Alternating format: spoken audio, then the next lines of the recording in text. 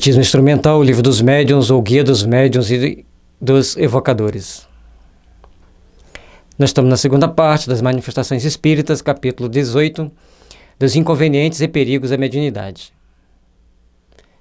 Os inconvenientes e perigos da mediunidade, a influência do exercício da mediunidade sobre a saúde, idem sobre o cérebro, idem sobre as crianças. É importante nós lembrarmos e entendermos que na época do Kardec, as mensagens eram passadas por pessoas, às vezes muito jovens.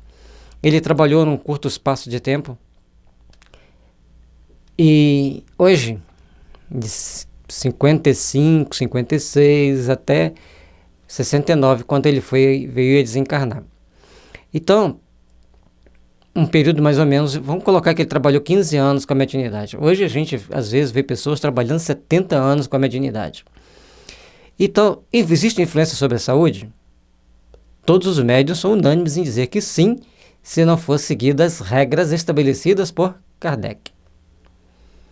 E hoje nós podemos acrescentar, como a nossa observação como terapeuta, que os médiuns precisam fazer algumas observações ao longo das suas vidas, um pouquinho a mais do que aquilo que Kardec fez. Principalmente com relação à alimentação, porque hoje nós temos uma alimentação muito química, muito industrializada, com substâncias até mesmo perigosas para a saúde. Basta vocês fazerem uma pesquisa na internet, intoxicação por agrotóxico, intoxicação por enlatados, procurar grupos que trabalham com vegetarianos, os veganos, os vegetarianos, os lacto-vegetarianos, ovo-lacto-vegetarianos, né? Os só que comem carne e vegetais também. Faça uma pesquisa geral sobre essas pessoas, que tipo de padrão de vida eles têm. Aí nós vamos observar nas terapias naturais, a homeopatia, os florais, os oligoelementos. Tudo isso vai ser importante que a gente consiga fazer um arcabouço de informação. Mas eu não tenho tempo para isso. Então, abstenha-te de tudo que tenha corante, que tenha aromatizante, que seja muito industrializado, que seja muito artificial. Procure se alimentar de coisas mais naturais. E com relação aos refrigerantes, hoje, dependendo do problema de saúde que você tiver, você chega no médico, ele vai te perguntar se você usa refrigerante, vai te pedir para cortar. Antes que você fique doente, você corte. É melhor para a saúde. Então, tem determinados alimentos que é bom você evitar. Seja você médium ou não, é bom você evitar. E se você é médium, mais ainda torna-se necessário você evitar. E a gente tem que estar sempre atento com o que a gente vai agregar na nossa alimentação no dia a dia, porque traz certos inconvenientes para o bom desempenho dos nossos trabalhos espirituais. Portanto, vamos ter esse cuidado, vamos ter essa observância na nossa vida para que a gente possa viver melhor, com mais qualidade de vida. 221, primeira. Será a faculdade mediúnica início de um estado patológico qualquer ou de um estado simplesmente anômalo? Anômalo às vezes, porém não patológico. Há médiuns de saúde robusta. Os doentes o são por outras causas. A mediunidade é devido a quê? A um estado alterado do nosso organismo físico e psíquico. Essa alteração psíquica nós podemos desenvolvê-la, fazê-la despontar, como várias opções o Kardec fala, como nós vimos no desenvolvimento da mediunidade no capítulo 17. Agora, podemos forçar o desenvolvimento da mediunidade? No capítulo 15 e 16 foi visto que não. Você vai testar se você tem a mediunidade, porque não tem nenhum sinal evidente de que você a tenha, você não desenvolveu, adapte-se a que você tem. Eu adoro estar na reunião mediúnica, mas eu não vejo, não percebo. Ótimo, você adora estar, você tem um compromisso, você é comprometido de estar ali. E você vai estar lá como um médium vibracional, mantendo-se em oração, mantendo com bons pensamentos, procurando irradiar bons pensamentos para aqueles espíritos, somar mentalmente naqueles trabalhos. Então todos nós vamos estar buscando realizar o melhor, buscando realizar o nosso trabalho com bom coração, com bons sentimentos. Cada um com o seu cada um. Alguns vão ver, outros vão ouvir, outros vão ser intuídos, outros vão ser inspirados, outros vão psicografar, outros vão ter psicofonia, outra psicopictografia, e cada reunião tem sua característica própria. Às vezes você gosta de pintar e o dirigente fala assim, aqui nessa reunião não é apropriada para pintar. Mas é bom levar ao mentor da casa, a médiuns mais experientes, conversar educadamente entre os componentes e procurar saber, é compatível com essa reunião estar pintando, desenhando? E aí os espíritos vão opinar. Pode ser que sim, e aquela pessoa desenhando ali, ela está educando a si mesma e a outros espíritos. Pode ser que não, que ela treine pelo menos ficar na vibracional mais para frente, para um futuro, talvez a casa tenha possibilidade de ter uma reunião para treinar psicopictografia. O que menos produtivo é o médium se sentir melindrado com a situação e se afastar. Então todos nós podemos ter uma mediunidade muito exacerbada, muito aflorada, melhor dizendo, e essa mediunidade não ter uma aplicabilidade na casa que a gente trabalha, naquele momento. Vamos colaborar vibracionalmente e as coisas vão se estabelecer. Se você pinta, você psicografa. É fácil isso. O mesmo mecanismo para pintar é para escrever. A diferença principal é a habilidade de pintar, que algumas pessoas têm e outras não têm. Portanto, vamos trabalhar em paz, com serenidade e com respeito uns pelos outros.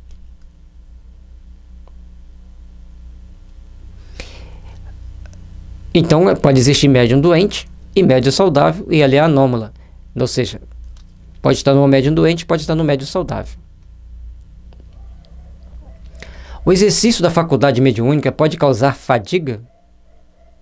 Pode cansar? A resposta é muito interessante. O exercício muito prolongado de qualquer faculdade acarreta fadiga. A mediunidade está no mesmo caso, principalmente a que se aplica aos efeitos físicos. Mediunidade de cura é de efeitos físicos. Mediunidade onde a própria mediunidade de psicofonia, de psicografia, a pessoa gasta muita energia. Então nós temos que ter cuidado. Uma das coisas importantes é que a pessoa adote o alimentar-se por folhas. Quanto mais folhas a pessoa comer, mais fortalecida ela fica para o exercício das mediunidades. Comer folha verde, natural, ela tem fluido vital, ela te doa mais energia vital. Ela ainda está viva. E de preferência aquelas folhas que se podem comer crua. Agora, com relação a comer cru, alguns estômagos toleram folhas cruas, outros não toleram. E tem questão também do sabor.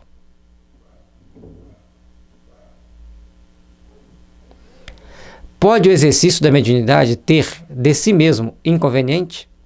Do ponto de vista higiênico, a abstração feita do abuso? Pode o exercício da mediunidade ter de si mesmo inconveniente? Do ponto de vista higiênico, a abstração feita do abuso? O que ele responde? Há casos em que é prudente, necessária mesmo a abstenção ou pelo menos o exercício moderado, tudo dependendo do estado físico e moral do médium. Aliás, em geral, o médium o sente e desde que experimente fadiga, deve abster-se. Então, se você está trabalhando em 2 reuniões mediúnicas e você está sentindo desgastado, aí é bom abster. Mas olha que ele falou uma coisa importante. O estado físico, você está bem fisicamente? Você está se alimentando bem? Está tendo um bom relacionamento com a família, independente do exercício da mediunidade. Um bom relacionamento no trabalho, aí você vai ter condições de trabalhar mais. A questão moral do médium. Médiuns brincalhões, médiuns mentirosos, médiuns trapaceiros, médiuns galanteadores. O médium é um ser humano. Ele tem que saber que esse padrão moral quer dizer que ele tem que saber vigiar-se em um conjunto de situações. Dentro desse conjunto de situações, qual é mais compatível ou menos compatível com o exercício da mediunidade? O que tipo de espírito ele atrai com aquela conduta? Nós temos que vigiar. O médium tem que vigiar ao quadrado. Tem que ser muito vigilante.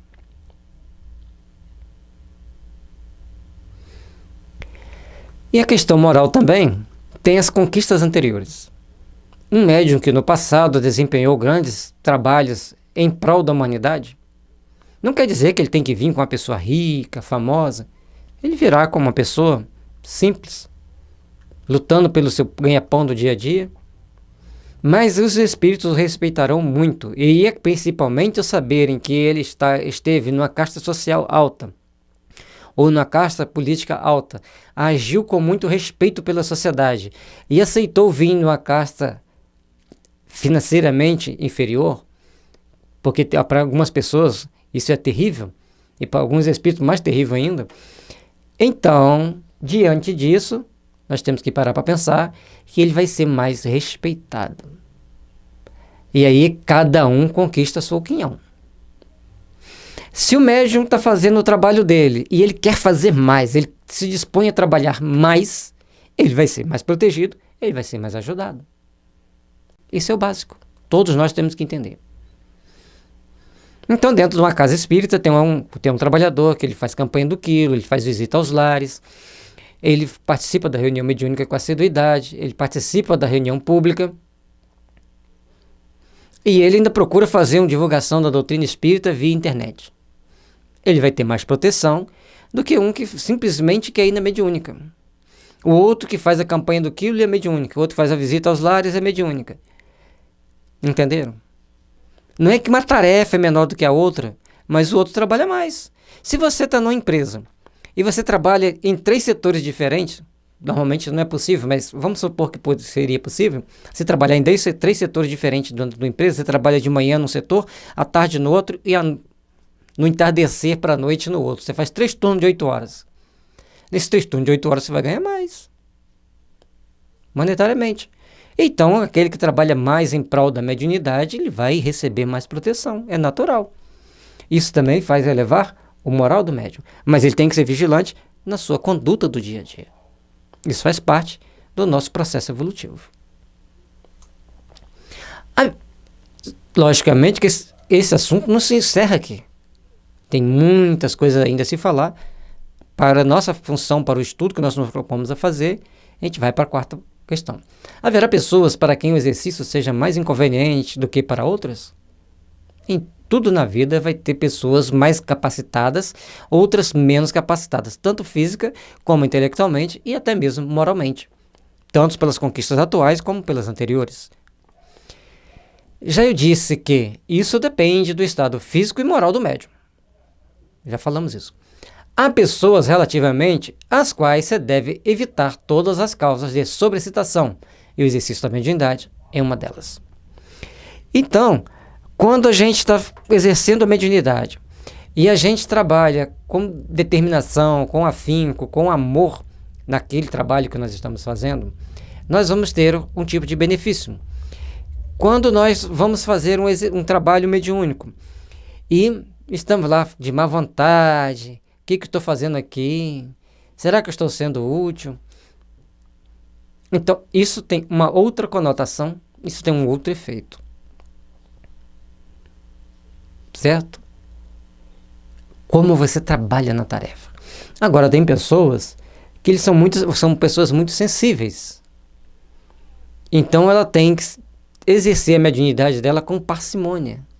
Da mesma forma, você tem uma pessoa robusta, que faz musculação, toda forte.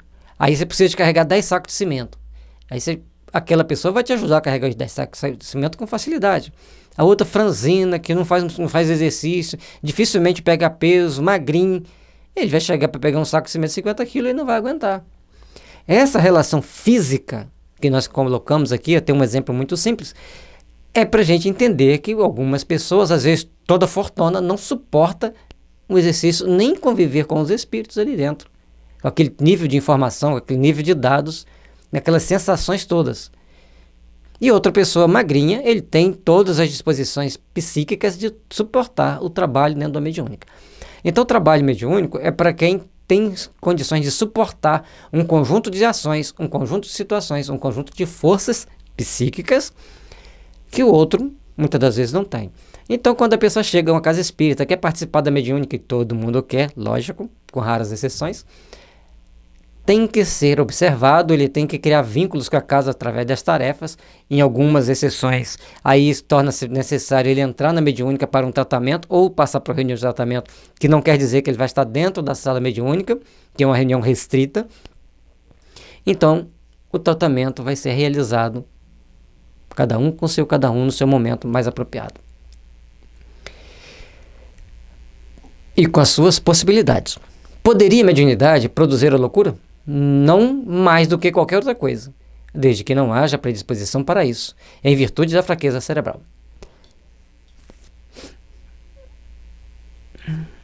Bom, a resposta já foi clara. Qualquer atividade que você vai exercitar o cérebro pode causar loucura se você tiver uma propensão, uma fraqueza cerebral já determinada. Aí, vamos para o que ele diz seguinte. A mediunidade não produzirá loucura quando esta já não exista em germe. Porém, existindo o bom senso está a dizer que se deve usar cautela sobre todos os pontos de vista.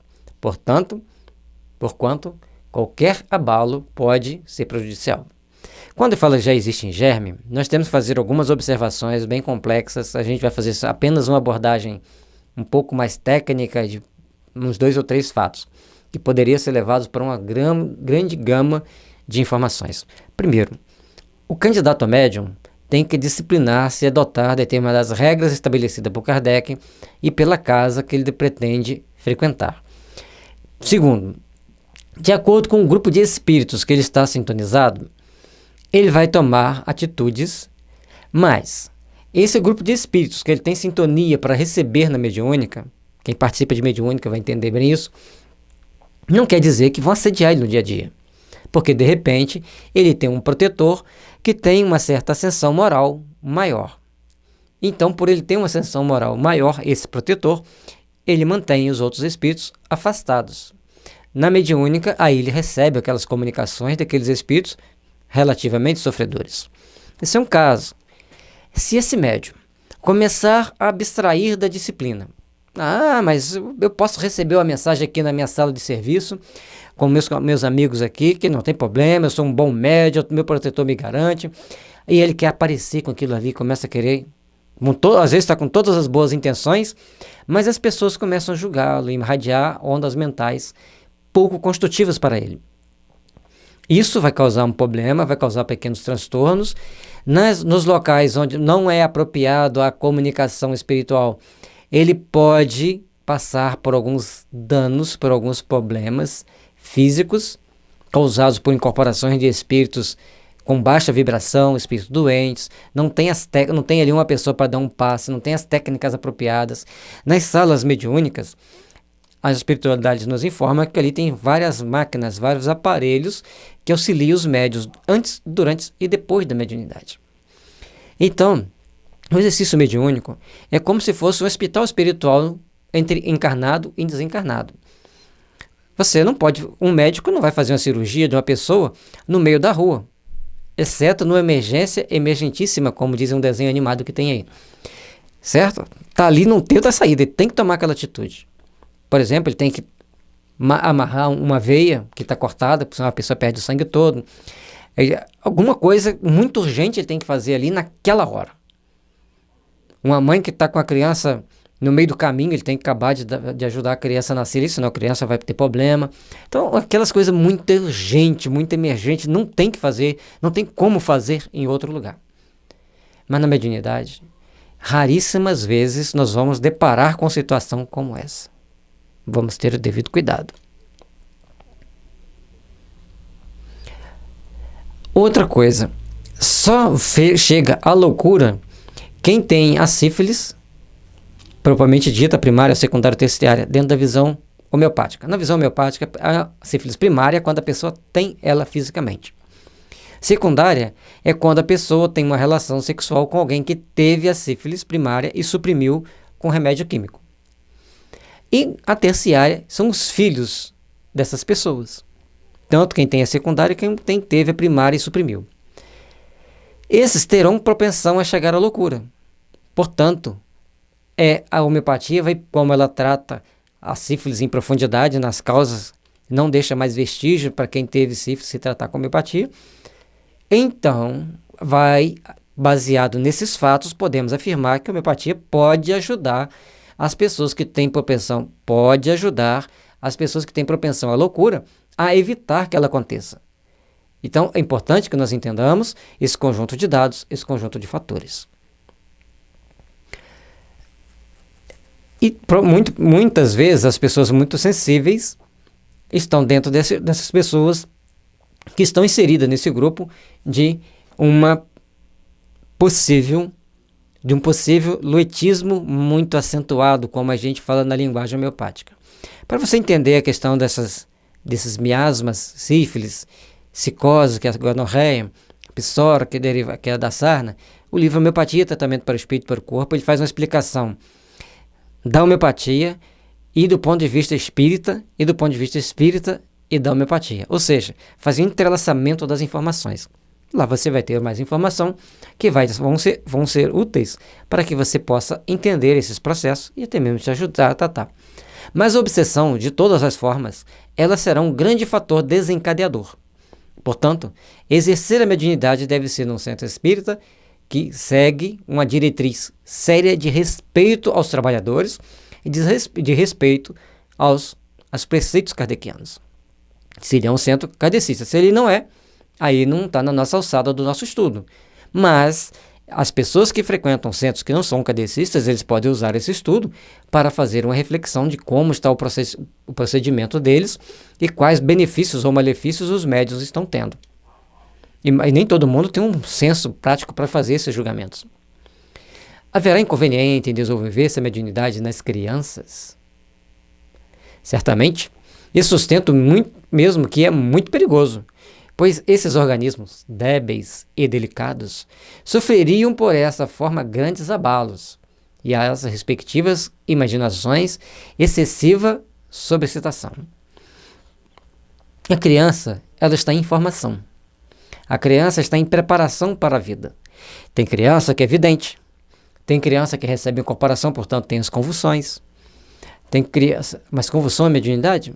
Podemos dizer que sim. Mas existem problemas físicos, dos mais variados, que podem levar a pessoa à convulsão. Mas muitos dos problemas físicos, eles foram instalados por espíritos que manipularam a mente da pessoa para que aquilo acontecesse. Nem sempre, quando se faz o tratamento espiritual, vai conseguir reverter o problema físico, mas vai atenuar a ação dos espíritos. Nós conhecemos um caso que a criança chegava a ter 11 convulsões no dia. Quando ela começou a fazer o tratamento homeopático e foi ao centro espírita, as convulsões caíram para uma por semana, 1 a 2 por semana. Quando saiu do centro espírita, voltou a umas 5 ou 6 por dia. Então, mesmo nos problemas físicos, tem um fator espiritual que pode ser atenuado com um tratamento espiritual coerente com a necessidade da pessoa. Sempre vai acontecer assim? Provavelmente não. Mas um grande número de casos pode acontecer assim. O que nós temos que ter é maturidade para sabermos que podemos ir a uma casa espírita, buscar o apoio e ter uma atenuação daqueles problemas, ou até mesmo não ter nenhum efeito naqueles problemas. Mas raramente vai ficar sem uma ação. Certamente, na grande maioria das vezes, a pessoa vai ter uma atenuação dos problemas relativos à convulsão. Portanto, com muita vigilância, com muita prudência de todos os envolvidos, devemos procurar ajudar essas pessoas a se melhorarem, a buscarem se equilibrar mais. Sem radicalismo, sem fanatismo e com muito bom senso. E se não resolver? Você tentou ajudar. Se apenas atenuou, graças a Deus atenuou. A pessoa não teve mais convulsão. Melhor ainda. Então tem N casos nos 3 exemplos. Tanto que atenuou, quanto que não deu resultado nenhum, quanto teve resultado maravilhoso. Então, como um tratamento espiritual não vai te fazer mal, só vai te beneficiar, faça-o. Mas voltando à mediunidade em crianças, citamos no caso a obsessão bem severa em crianças que tinham convulsão. Existe a mediunidade de criança? Existe. Nós temos que ter cuidado? Temos. Todas as mediunidades vão causar convulsão? Não. Evidentemente que não. Aquelas que causam convulsão sempre vai ser mediunidade? Também não podemos usar a palavra sempre, mas podemos usar muitas vezes. O tratamento espiritual vai eliminar o problema? Nem sempre. Posso deixar de usar o remédio químico que eu uso? Não me meto nisso. Cada um segue a sua intuição, cada um sabe até onde pode ir. Agora, eu já vi casos que as pessoas usavam remédio químico, foram fazendo tratamento natural com alguma terapia natural, homeopatia, floral, e mais o tratamento espiritual, e o próprio médico, vamos chamar de médico dos nervos, né, que tratava da pessoa, que no popular as pessoas falam assim, às vezes é um neurologista, às vezes é um psiquiatra, ou seja quem for que estiver trabalhando, ele mesmo vai identificando a necessidade de reduzir o remédio e até mesmo de tirar o remédio quando a pessoa já está segura que, com a redução, não voltou a ter o problema. Cada um caso é um caso, muita prudência, muito entrosamento com quem está te tratando e também com os dirigentes mediúnicos, para que as coisas aconteçam de a forma mais natural possível, mais equilibrada e sem prejuízo para nenhum dos casos. Atitude radical, tanto para o lado A como para o lado B, ou seja, muito espiritual ou muito químico, não é um bom caminho. O caminho do meio, já tem 2.500 anos que o Buda ensinou, é a melhor solução. Assim, os pais prudentes devem afastá-las dessas ideias, ou quando nada, não lhe falar do assunto, senão do ponto de vista das consequências morais.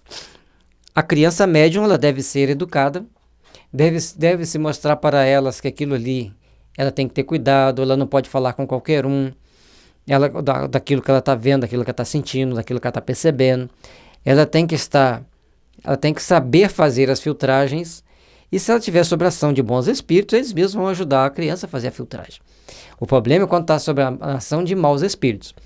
E uma coisa que o Kardec fala é sobre os zombeteiros, os hipócritas, que vão achar um campo fértil na mente de uma criança, e aí os pais têm que ter força moral, entender que ele tem que estudar para que a criança não sofra todos esses abalos que estão aqui.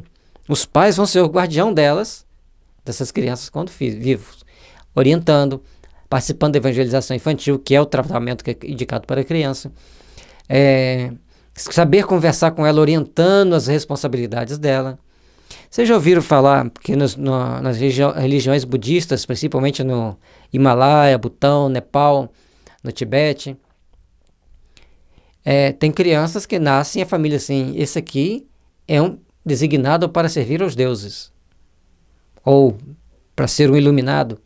E a criança vai desde pequenininho passando por aqueles rituais de iniciação, de aprendizado, de treinamento. Não quero falar se está certo ou se está errado. Eles fazem isso.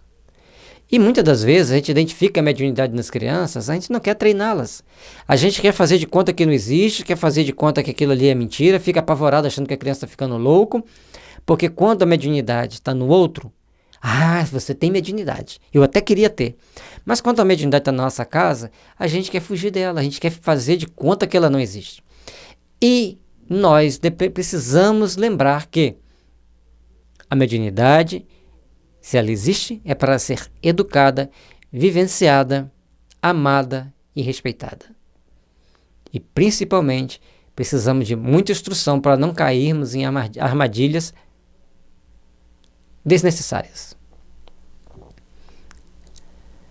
Há, no entanto, crianças que são médios naturalmente, quer de efeitos físicos, quer de escritas, de visões. Apresenta isso mesmo inconveniente? Kardec não desistia. Então, mas tem aquelas pessoas que falam, não tem criança médium, ela não pode ser médium, não existe isso. Kardec pergunta. Ele afirma que existe. E depois ele faz a pergunta, qual o inconveniente? Certo? Não. Quando numa criança a faculdade se mostra espontânea, é que esta está na sua natureza e que a sua constituição se presta a isso. O mesmo acontece quando é provocada ou sobreexcitada. Então, tudo que ele falou, vou voltar aqui atrás.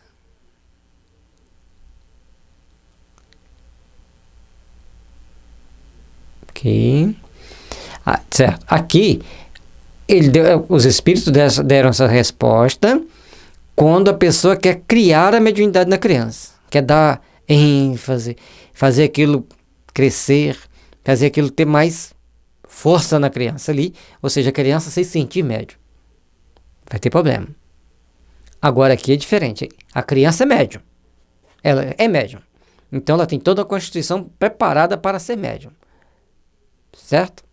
O mesmo acontece quando é provocada ou sobreexcitada. Então ela tem toda uma estrutura para ser médium. Ela já está vendo, ela está ouvindo os espíritos, ela sente os espíritos, ela ouve os espíritos. Em cada uma dessas situações, ela está com toda a estrutura física e psíquica preparada e proteção espiritual para isso, teoricamente. Vamos ver o que ele diz mais.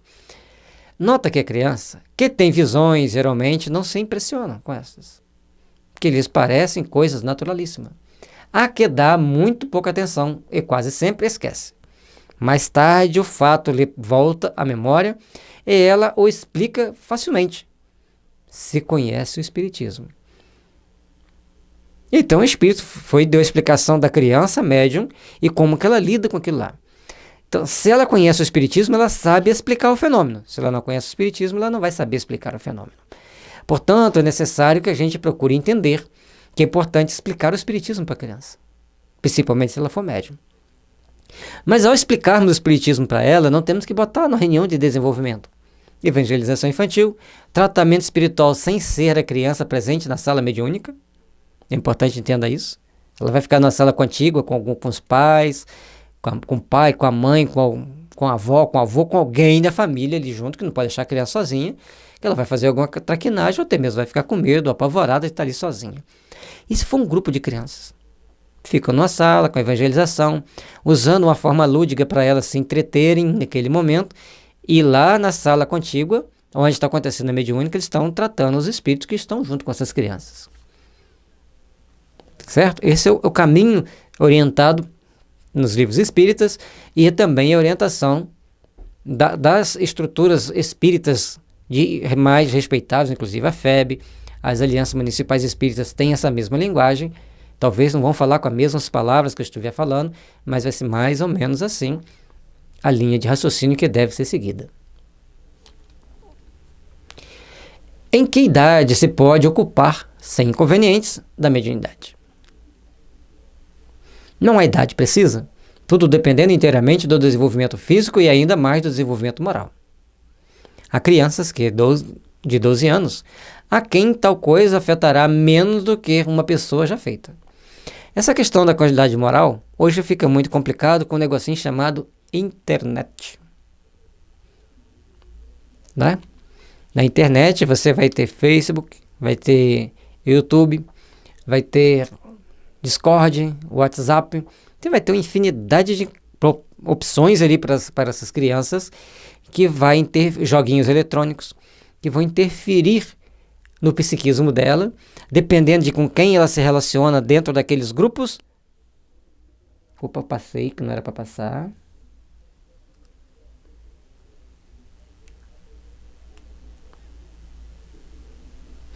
Aqui que era para apontar a luzinha, que não quer passar aqui. Desenvolvimento moral. Esse desenvolvimento moral do jovem, da criança, do adolescente, do jovem, é importante. Joguinho eletrônico interfere na moral? Sim. Se você tem um joguinho lá, que é só matar a gente, espedaçar tudo, voar pedaço para todo lado. Isso é uma coisa, quem está jogando isso está bem influenciado por espíritos bons. A criança está lá jogando, assistindo filminho, só debocham. Conversa com um monte de colegas que só falam palavrão. Então com quem que vai conviver? Mediunidade implica em renúncia. Mediunidade implica em autoeducação. Então ele tem que saber escolher as companhias dele. Vão ser poucos. E a vida inteira o médium vai ter poucos amigos.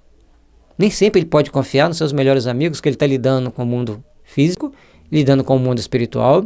E as pessoas do mundo físico são facilmente influenciadas pelas pessoas do mundo espiritual, pelos espíritos, né, do mundo espiritual. Então, faz-se necessário filtragem, faz necessário educação, vigilância. Quem entra na história como grande responsável pelo bom desenvolvimento e da segurança da mediunidade dos jovens? Os pais. Falo da mediunidade em geral, porém, a de efeitos físicos é mais fatigante para o corpo. A da escrita tem outro inconveniente, derivado da inexperiência da criança, dado o caso de ela querer entregar-se a sós ao exercício da sua faculdade e fazer disso um brinquedo. Então a criança, ela não é criança. Você entrega um tablet para uma criança, ela quer brincar, ela quer achar um joguinho. Se você entrega um computador para uma criança, ela vai correr atrás de joguinho, ela quer brincar. Da mesma forma, se ela tem uma mediunidade escrevente, ela vai querer escrever ali, de preferência, as histórias do mundo dela, do mundo da fantasia dela. Até aí tudo bem. Mas qual o espírito está influenciando ela para fazer aquelas histórias todas? Aí nós temos que ter cuidado. E Kardec fala que os espíritos inferiores, alguns são até espirituosos. Então vai ter que ter experiência, é importante o diálogo entre os companheiros da casa espírita. Nas casas espíritas tem que ter pessoas preparadas, sim, para receber crianças médiuns. Não pensa que não existe. Ah, meu filho vê espírito. Meu Deus do céu, leva porque não existe isso. Existe. Nós temos que saber respeitar. Vamos pegar aqui no capítulo 18. Vamos ler junto com os pais. Vamos fazer um pequeno estudo. Indica esse link para as pessoas poderem entender. A mediunidade ela é íncita no ser humano. E ela existe para proporcionar ao ser humano crescimento espiritual. Se nós fizermos mau uso dela, cairemos em caminhos tortuosos que nos levarão a sofrimento. Portanto, é de grande importância para todos nós sabermos cultivar os bons sentimentos, sabermos cultivar as boas ações, para melhor agirmos e melhor reagirmos de forma coerente e compatível com a nossa necessidade evolutiva, com a necessidade que nós temos de trabalhar com a nossa mediunidade. E nos instruir é o caminho básico. Para você dirigir, você não tem que fazer um curso de regras de trânsito, você tem que ler o Código Brasileiro de Trânsito, se você estiver no Brasil. Você tem que, mas é mais ou menos parecido com das outras partes do mundo. Você tem que passar por um exame psicoteste. Você tem que passar por uma autoescola para você treinar.